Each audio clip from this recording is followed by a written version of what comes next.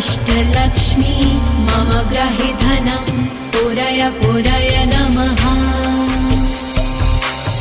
ॐ ह्रीं श्रीं क्लीं श्रीं कुबेराय अष्टलक्ष्मी मम ग्रहे धनं पुरय पुरय नमः।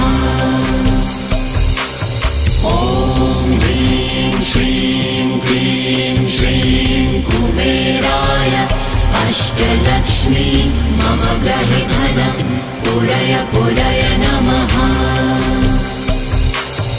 ॐ ह्रीं श्रीं क्लीं श्रीं कुबेराय अष्टलक्ष्मी मम ग्रहे धनं पुरय पुरय नमः।